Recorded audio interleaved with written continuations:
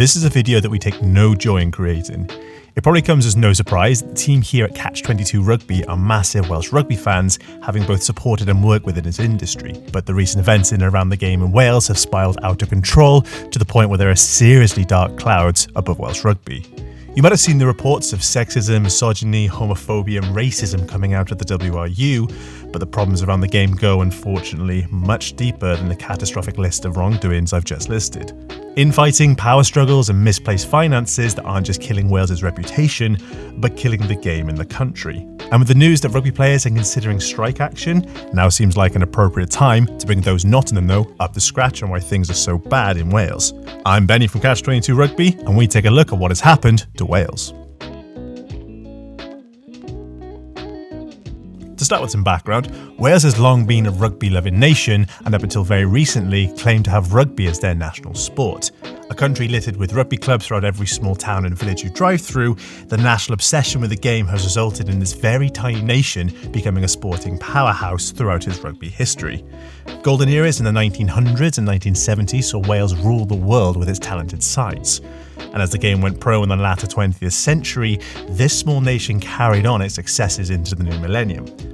Grand Slams, Six Nations titles and World Cup runs that have seen Wales reach the World Cup semi-finals on 3 occasions, hold a joint record for the Six Nations titles and become the #1 ranked side in the world back in 2019. So it does raise the question, what has gone so wrong to allow Wales to crumble both on and off the pitch?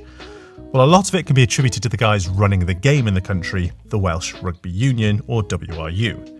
It's worth saying that the WRU have done wonders throughout the years, and a lot of Wales' successes can be attributed to the many hard-working, talented people who have walked through its doors. But many of the problems we're going to outline can also be traced to the actions and wrongdoings of people within the offices of the WRU, particularly at the higher levels of the organisation. To give you an idea of the areas of Wales that have seen significant failings, it makes sense to break it down into several categories. Rugby performances. Without sugarcoating things, Wales have been performing poorly. Since the start of 2022, the men in red have a record of 2 wins and 9 losses. As a team that was ranked #1 in the world rankings just 4 years ago, this is a pretty significant fall from grace. Many of these results came under the watch of the previous head coach, Wayne Pivac. The New Zealander was appointed by Wales back in 2019 following a successful spell coaching the Scarlets. Under Pivac, the Scarlets developed a reputation for fast-flowing rugby, winning their league title against the odds. For Wales, he was an obvious coaching candidate at the time, where the Welsh public craved for excitement and attack. Amid the backdrop of the COVID pandemic, Pivac steered his side through difficult times outside of the game and actually won a Six Nations title in his second season. But unfortunately, that would be the peak of his Wales career. Pivac's Wales were brought back down to earth that autumn with a 55 points battering thanks to the All Blacks. A win against a pre-Renaissance Australia did lighten the view, but come 2022, things would really start to spiral.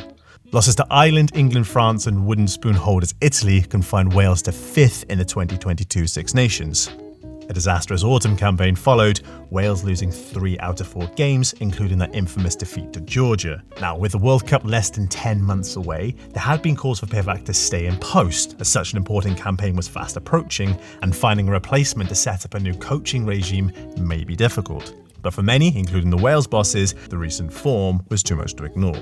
Pivac was let go, and in his place was a familiar face who could potentially hit the ground running in Wales, ex-coach Warren Gatland. Gatland is arguably the greatest coach that Wales has ever had. Between 2007 and 2019, he led Wales to 3 Grand Slams, 4 Six Nations titles and 2 World Cup semi-finals, not to mention that #1 world ranking spot. Alongside leading the British and Irish Lions on 3 tours since 2013, his CV is one of the most impressive in world rugby. A man who's previously done wonders with Wales, who could slot right back in 10 months out from the World Cup. Well, to date it hasn't quite worked out. 2 games into the 2023 Six Nations, and Gatland's return has been anything but glamorous. Heavy defeats to Ireland and Scotland in the opening rounds have shown, if anything, regression from the Pivac performances. And while some say there's still time for Gatland to turn things around, others have questioned Gatland's recent results since 2019. Prior to his Wales reappointment, he has a Lions series loss to South Africa. His time coaching the Chiefs in 2020 saw them lose 8 out of 8 in Super Rugby Aotearoa, and Gatland even picked up the 2020 title as the worst coach in New Zealand. In fairness, it's not uncommon for Wales to fluctuate in their performances, often bouncing between title challengers and wooden spoon contenders year in, year out. But the current performance lull has highlighted something monumentally wrong around the wider game. A lot of issues in Welsh rugby lie off the pitch. Wales' great, although inconsistent performances have been able to paper over the cracks of the WRU shortcomings. I mean, why focus on the negatives when Wales have just won a Grand Slam or a Six Nations? But with this current run of form bringing no such distraction, it's opened the public's eyes to greater issues at hand. Issues not even a Six Nations trophy can cover up. Now, before we move on, me and the team here at Catch-22 Rugby would love it if you could like this video and subscribe. Countless hours of research, recording and editing go into these videos, so any interaction, whether it's a comment, like or subscribe, really help us continue making videos for Catch-22. Toxic culture and accusations. Wales aren't shy of a public scandal. Stories of racism and unfair treatment go as far back as the 1950s, unfortunately. Ethnically black talents like Billy Boston and Clive Sullivan never saw success or relevant recognition on Welsh soil, having to ply their trades in the rugby leagues of England, abandoned by Wales, but gaining legendary status across the border. The mistreatment of rugby codebreakers who left the amateur game in Wales for professionalism abroad were told in no uncertain terms, if you go to England, you'll never be welcome back. With the times changing and society maturing come the 21st century, it had been assumed that this sort of attitude and culture would be long gone from the Welsh game. It turns out that's not quite been the case.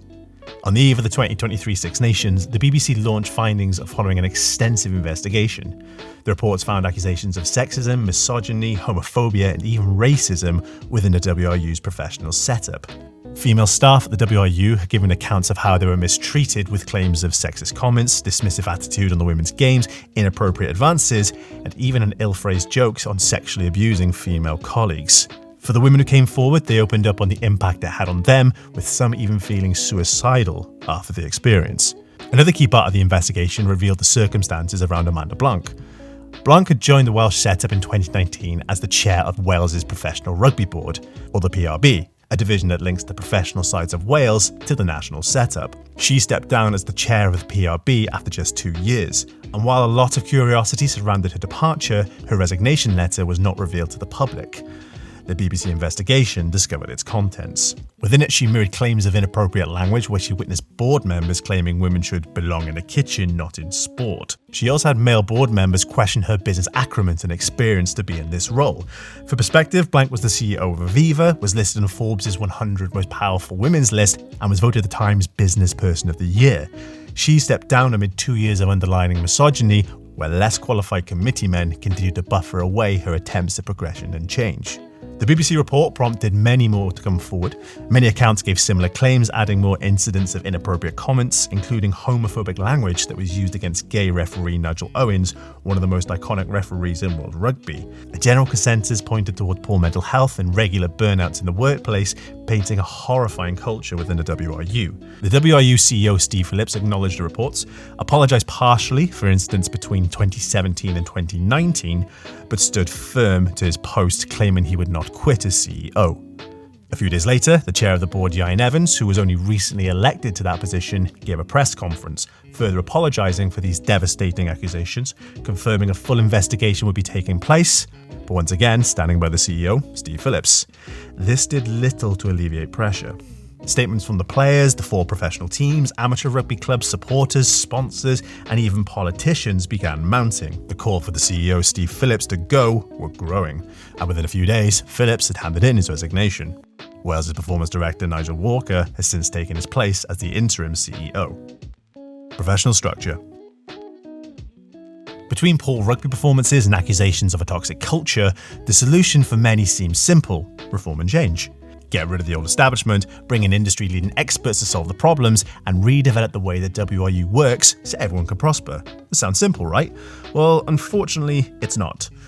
The WRU, by its own definition, is a union, a collaborative organisation where everyone in Welsh rugby technically has a say on its proceedings. When it comes to implementing mass change, the WRU can't just go ahead and do it. They need to bring it before its members to vote on. As recently as October 2022, the W held an AGM to bring proposals to the table, allowing the clubs of Wales to vote on them. One of the more pressing matters on the agenda: who could be the chair of the board? At present, it has to be one of the elected individuals in the WRU, but the proposal put forward the option of having an independently appointed chairman or chairwoman. This would allow the chair to be recruited from a much larger talent pool, allowing big business heads or industry leaders the ability to take up the role. The thinking being that as a company that turns over £100 million a year, the WRU could have an indie chair who is more qualified and better suited to run a professional organisation. Over 270 clubs were present for the votes, and despite a slight majority being in favour, the proposal was rejected after failing to meet the required numbers. It seems to be an all too familiar story. Progressive Performance suggested, then it either fails to pass through the club votes or gets rejected by the current board members. The big thing to note here is that there is no separation between the professional game and the amateur game. Decisions and frameworks on the running of pro teams like Cardiff and the Scarlets can technically be dictated by committee men from village teams. Committee men whose priorities may not align with the pro game, especially when their own amateur clubs are struggling to pay electric bills on floodlights, for example. Of course, proposals on a pro-amateur split have been suggested, but thanks to the current setup, this is yet to come to pass. The current setup of the board has also come into question in recent times. At present, the board of the WRU is made up of 12 members, 8 of those being elected representatives and 4 independent seats, with the chair, as previously mentioned, coming from one of those 8 elected representatives. Now, there are some impressive CVs sitting at that table, including former FTSE 100 bosses, stakeholders in American sports teams, and leading financial experts, but there is a heavy weighting towards those with lower business experience. Long-standing elected committee men who have devoted a lifetime to rugby, but lack the talent or standards to lead a company turning over hundreds of millions of pounds. For example, the previous chair, Rob Butcher, is a lifelong servant of Welsh rugby, but his career background as a geography teacher might not make him the best appointment compared to, say, the CEO of Aviva. Calls have been made to diversify and reform the board structure, but with the current parameters in place limiting outside instruction and guidance, the WRU finds itself casting CEOs, business award winners, and industry mavericks aside, and in their place are PE teachers, factory managers, and former policemen. While having rugby heads is very much needed on a board like this, it seems the weighting of such characters is lopsided away from experts. An old boys club where friends and acquaintances can excel up the ladder is a description that has been used many times. Rugby structure. The layout of the rugby landscape in Wales has also proved to be problematic, not just in the past couple of months, but going back decades. Adopting a similar model to the Irish and New Zealand, Wales's professional setup is made of 4 regions: the Dragons, Cardiff, Ospreys, and Scarlets. Each of the 4 teams technically serve entire geographical areas, but this in itself has caused divide. If we cast our minds back, we talked about how many rugby clubs Wales has within its borders, towns and villages that have hundreds of years of history filled with legacies and rivalries. These deep-rooted club identities from sides like Pontypridd, Bridgend, Swansea, Neath and Pontypool were once the flag bearers for Welsh rugby around 30 years ago, but as the times changed, cracks appeared. As the game went pro in the late 90s, it became evidently clear that the club system with so many sides wouldn't work in Wales. As a small country with limited players, supporters, infrastructure and money, Wales simply couldn't sustain 12 or more pro clubs. Now, we have created another video going into more detail about Wales's regions, so if you'd like to find out more, give that a watch. But for simplicity, all you need to know is that Wales ended up with 4 professional sides. Initially, it seemed to be the right call. Despite stern opposition from many fans, the regions merged existing clublands together to form super teams, merging player pools, fan groups, rugby resources, and money all together. The results from performances appeared on point. The regions gained early successes, with the Ospreys and Scarlets winning multiple league titles in the Celtic Leagues, known today as the URC, but more important for some, they started producing the goods for Wales. Since the birth of the regions in 2003, Wales entered another golden era in which they won 6 titles and 4 Grand Slams over a 16-year period. Players like Sam Warburton, Alan Jones, Jonathan Davis, George North, Dan Biggar and Talupe Faletau all came up through this regional system. But despite an ever-growing trophy cabinet, the regional model didn't convince many who still longed for the old club systems. The regions have been accused of not reaching the levels of affinity that the clubs had back in the day within their communities, and despite having larger attendances now than the previous clubs did, some supporters still won't jump on that regional hype. As we arrive at the 2020s, the regional system is looking bleak. The 4 teams are greatly underperforming compared to their league peers. Since the 2018-2019 season, the regions have only achieved 3 winning seasons out of a possible 16, coming from the 2019 Ospreys, the 2020 Scarlets and the 2022 Ospreys. No Welsh side has finished the year with a positive points difference in the last 3 years, and the cracks that once appeared for the old clubs now seem to be creeping its way into the regional system. Dropping attendances, financial stresses and a lack of interest from many casuals has seen the four fall even further behind the likes of Leinster, Munster and Ulster, for example. With the URC League still not resonating with the Welsh public, many look over to the English and French leagues with desire and envy, including players. It's not uncommon for Welsh players to ply their trade abroad. In fact, the larger salaries and more diverse lifestyles have often attracted Wales's finest to leave home soil. Predicting a mass exodus of talent from the four, the W stepped in with a apparent solution: the 60-cap rule. So unless you've played for your country at least 60 times, any player based outside of Wales will no longer be selected for their country. Now, there are a couple of loopholes. Players who hadn't received their first Welsh call-ups were exempt from this rule, allowing the likes of Thomas Francis and Callum Sheedy to honour their existing contracts with Bristol and Exeter. But for the majority, it was clear, while you're based away from Wales, you can no longer play for your country. The rule naturally divided opinion. For some, they saw it as an opportunity to keep the four regions competitive, plugging a hole in the departing talent until they'd done their bit for the home system. But others saw it as a missed opportunity, denying player freedoms, potentially shielding player development from more sophisticated rugby programs abroad. The arguments over whether Dan Biggar would improve more at the Ospreys over Northampton Saints, for example, flooded many Twitter debates. The 60-cap rule did highlight something key about the structure in Welsh rugby. The WRU initially wanted it to be around 30 caps and the region countered, saying they wanted it to be 70. A compromise of 60 was finally agreed, but it took time and negotiation. And this is what it highlights: the WRU and the regions are not fully integrated. The priorities between the WRU and the regions, therefore, differ. This relationship between country and region has boiled over multiple times throughout the years, with disagreements occurring on many sticking points. But ultimately, the divide between the regions and the WRU came to one huge point: finances.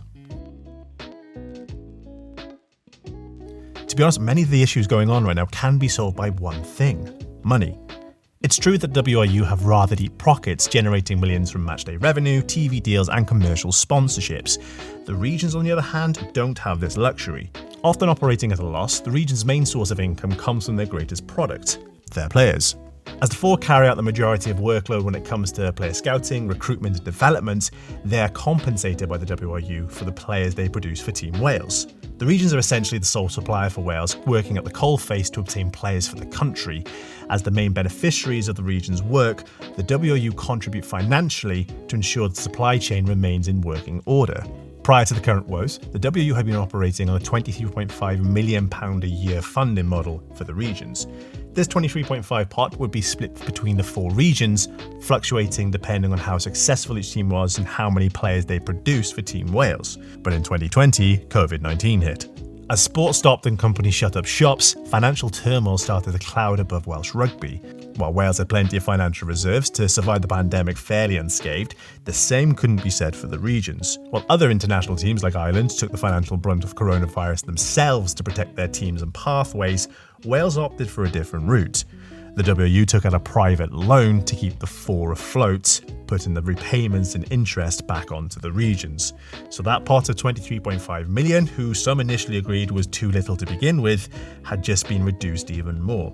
It's just one of many flashpoints that's occurred between Wales and the regions over the years. Compared by some to a civil war, the lack of cohesion, unity and alignment has seen infighting scar the landscape. From potential merger attempts turning bitter rivals Scarlets and Ospreys into a single team, all the way through to potentially cutting two teams altogether.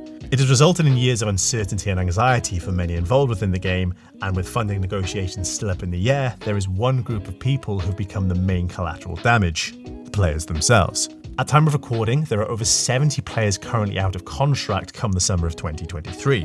While other teams around the world have begun securing players and contracts months ago, the Welsh side's unable to offer anything. With players unable to obtain mortgages due to no guaranteed employment, and some players on the lower salaries facing financial hardship to pay the bills, morale is at an all-time low. And for those thinking, well, why did they just quit the regions and accept the deal in England or France? Well, that 60-cap rule is a key component to much negotiations. It's forcing players to make a decision on what's more important: playing for your country or having employment in rugby. While some players like Will Rowlands have taken matters into their own hands, saying goodbye to Wales for employment with Racing 92, others are still weighing up the options. According to reports, some players have been offered counselling and even given medication due to the impacts this has all had on their mental health. Regarding the sticking point of money, it all gets a bit complicated from here. Now, there is a well-written article by journalist Stephen Thomas who's done a great job summarising the state of play, which is linked below. But from the article, it's been made clear that the WRU's proposal deal would see Wales currently fall further behind its peers. An average salary working in Welsh rugby would be around 60k behind the opportunities in England, for example. The WRU have put blame on the regions for hyperinflating salaries to match opposition abroad. The regions have pointed the blame back, stating they've always stayed within the funded budgets. With rumours suggesting the 60 cap rule could be revoked to allow players to secure their futures, the regions are once again protesting, knowing that if their star players leave, they will continue to fall further down the league table, losing week in and week out. As of late February, the players had had enough. With the backing of many public supporters, they've suggested strike action for the Wales versus England game, the biggest game in Wales's rugby calendar. Having already walked out en masse of a sponsored event to send a clear message, the threat of a strike still remains a possibility. On top of this, Netflix have been in the Welsh camp to capture a documentary on the Six Nations, but due to the ongoing uncertainty, the Welsh squad have banished Netflix from coming into their camp. The money situation is really problematic, leaving some wondering why the WRU can't just come up with an agreement for the 4 regions to be financially competitive. While those in charge continue to play hardball over funding, suggesting that it's not affordable, many have pointed out that the WRU have spent over £50 million renovating a hotel next to the Principality Stadium. With further plans to invest in off-pitch revenue streams like a stadium rooftop experience walk, it's left a very sour taste in the mouths who wish to see investment in rugby itself. Questions have also been raised regarding a substantial amount of money from an outside investment, CVC. The private equity firm has invested money in the United Rugby Championship that the regions compete in, with potentially millions of extra pounds coming into the league. The capital ended up in the hands of the WRU rather than the regions. While there are many aspects we might have missed on this occasion, there are plenty of goings-on that are contributing to the current decline of Wales. Between poor results, sexism scandals, toxic cultures, infighting, power struggles, player walkouts and money disputes, it's leading to a cataclysmic climax that could shape or break the game in Cymru. One thing is for sure, the scars left in this period are deep, and it's going to take more than a Grand Slam, for example, to paper over the cracks this time. Unless Wales somehow win the World Cup. And that's it for this video. Once again, I've been Benny from Catch 22 Rugby. Don't forget to like, comment and subscribe, and we'll see you in the next one.